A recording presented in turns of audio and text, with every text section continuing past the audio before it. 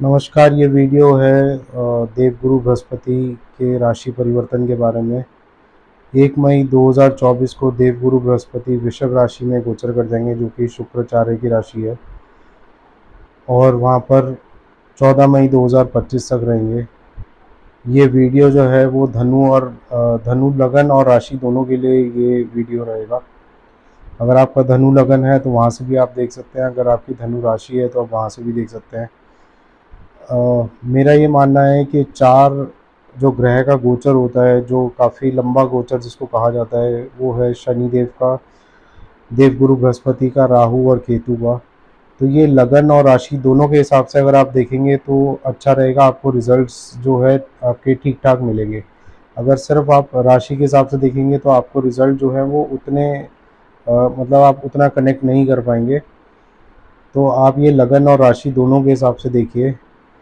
धनु राशि और लगन दोनों के लॉर्ड जो होते हैं वो देवगुरु बृहस्पति ही होते हैं, जुपिटर ही होते हैं, और वो आपकी राशि और लगन से 6th हाउस में गोचर करेंगे। तो 6th हाउस में गोचर करना कैसा रहेगा ये हम डिस्कस करेंगे। देखिए, देवगुरु बृहस्पति चाहे कहीं भी गोचर करें तो वो उतना बुरा रिजल्ट नहीं देते हैं जितने बाकी के ग्रह देते हैं, क्योंकि देवगुरु बृहस्पति कौन है? ज्ञान है, ज्ञान के देवता है, ज्ञान के गुरु हैं। तो वो उतना बुरा रिजल्ट नहीं देंगे यहाँ बैठ के। और आपके तो लगन के लॉर्ड है, आपके तो लग्नेश है, तो वो उतना बुरा रिजल्ट नहीं देंगे। यहाँ पे बैठ के अगर आप को काफ़ी टाइम से कोई रोग परेशान कर रहा था तो उसको कम करने में देवगुरु बृहस्पति मदद करेंगे। यहाँ बैठ के देखिए, छठे, 8वें और 12वें में देवगुरु क्या करते हैं? देवगुरु का जो शक्ति होती है, जो वो पॉजिटिव एनर्जी है उनके अंदर, वो यहाँ बैठ के बहुत कम हो जाती है, क्योंकि वो यहाँ पे बैठ के जो नेगेटिव इम्पैक्ट होता है इन हाउसेस का, उसको कम करने में अपनी ज़्यादातर शक्ति जो है वो खो देते हैं। वो ज़्यादातर एनर्जी जो है वो उनकी इस चीज़ में चली जाती है। तो इसलिए कहते हैं कि देवगुरु बृहस्पति कोई भी बुरा परिणाम नहीं देते, कोई बैड रिजल्ट्स नहीं देंगे यहाँ बैठ के, लेकिन जो अपनी पॉजिटिव एनर्जी है वो सारी अच्छाई मतलब बुराई को कम करने में और अच्छाई को बाहर निकालने में यहाँ पे खर्च कर देते हैं। तो छठे भाव में बैठ के देवगुरु बृहस्पति, अगर आप रोग से परेशान थे या आप ने कोई लोन ले रखा था, आप वो नहीं उतार पा रहे थे, तो उसको उतारने में मदद करेंगे। कोई काफ़ी टाइम से आप परेशान थे किसी रोग से, तो वो कम करने में आपकी मदद करेंगे।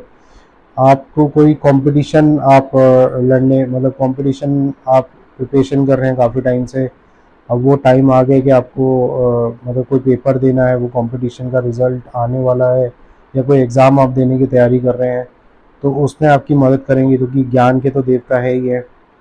यहाँ बैठ के जो वो 5वीं दृष्टि डालेंगे, वो डालेंगे आपके 10th हाउस पे। 10th हाउस पे ऑलरेडी केतु है, तो आपका कर्म का भाव है। आपके कार्य क्षेत्र में प्रॉब्लम आ रही होगी, कुछ टाइम से आप देख रहे होंगे लास्ट, क्योंकि वहाँ पे केतु बैठे हुए हैं, तो प्रॉब्लम वो केतु क्या है? काटने का काम करते हैं। इसलिए कहते हैं केतु जो है वो मोक्ष का कारक है, क्योंकि आपको सब चीज़ों से काट देता है वो। तो यहाँ बैठ के आपको कार्य क्षेत्र में प्रॉब्लम आ रही होगी, तो देवगुरु बृहस्पति की अगर दृष्टि पड़ेगी, तो वैसे भी केतु को बोला जाता है कि देवगुरु बृहस्पति का चेला है। तो देवगुरु बृहस्पति की दृष्टि वहाँ पे पड़ेगी, तो आप देखेंगे कि आपका कार्य क्षेत्र में आपको जो रिजल्ट्स है वो लास्ट ईयर से बेटर मिलने लगेंगे।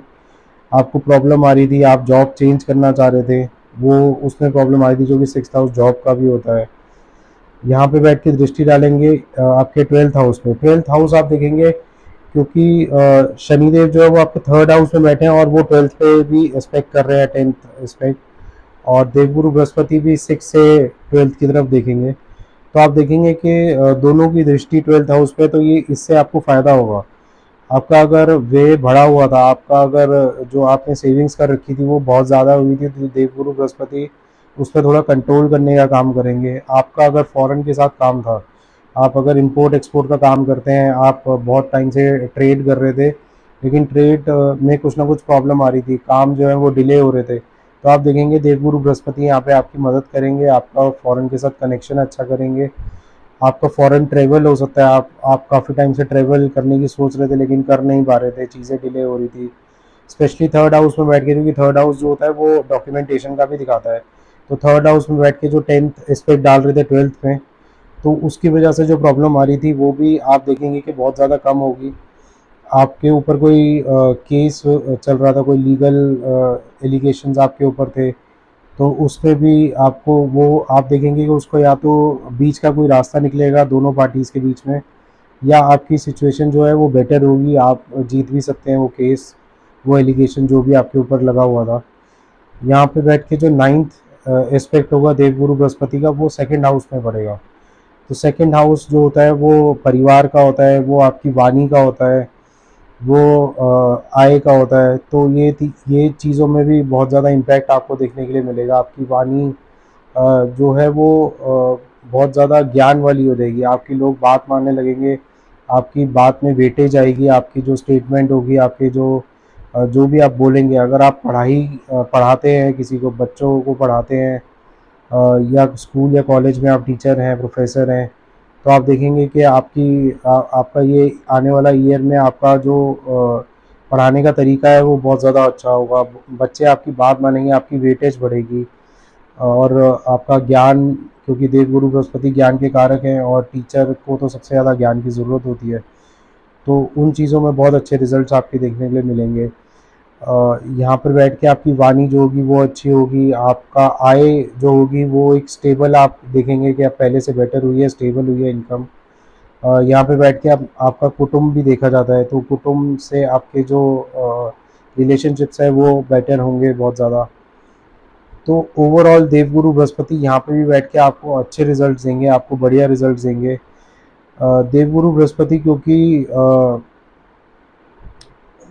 शुक्राचार्य की उसमें उन्होंने ट्रांजिट किया है, शुक्राचार्य की राशि में, वृषभ राशि में, तो आपको थोड़ा ख्याल रखना पड़ेगा अपनी हेल्थ का। मैंने बोला कि पहले से अगर हेल्थ ख़राब हो रही थी तो उसमें जो है वो ठीक करने की कोशिश करेंगे, लेकिन आप ध्यान दीजिएगा, क्योंकि शुक्राचार्य की राशि है तो भोग विलास की तरफ आप थोड़ा अट्रैक्ट हो सकते हैं, खाने की तरफ आप थोड़ा अट्रैक्ट हो सकते हैं, आप मीठा खाने की तरफ स्पेशली हो सकते हैं, क्योंकि शुक्र जो है ये सब चीज़ों को दिखाता है, ज़्यादा मीठा खाना। तो आपको शुगर, पेनक्रियाज, इन सब चीज़ों का ध्यान रखना है कि डायबिटीज़ ना हो। तो ये बस आपको चीज़ों का ध्यान रखना है, बाकी सब ओवरऑल जो कि जितने भी एस्पेक्ट वो डाल रहे हैं वो वहाँ पे आपको पॉजिटिव साइन ज़्यादा दिखेंगे, और नेगेटिविटी थोड़ी कम करने की कोशिश करेंगे। तो आने वाला साल आपका अच्छा रहेगा, आपको बस थोड़ा सा हेल्थ पे इशू रखना है। बाकी ओवरऑल मैं कहूँगा कि आपका ये लगन और राशि दोनों के हिसाब से ज़्यादा सही रहेगा। अगर आपका लगन धनु है तो ज़्यादा अच्छे रिजल्ट देंगे, राशि के हिसाब से जो रिजल्ट है वो 60% रहेंगे। आपको मेरा वीडियो कैसा लगा, ये मेरे को कमेंट करके ज़रूर बताइएगा, और मेरे चैनल को सब्सक्राइब करिए। Thank you so much.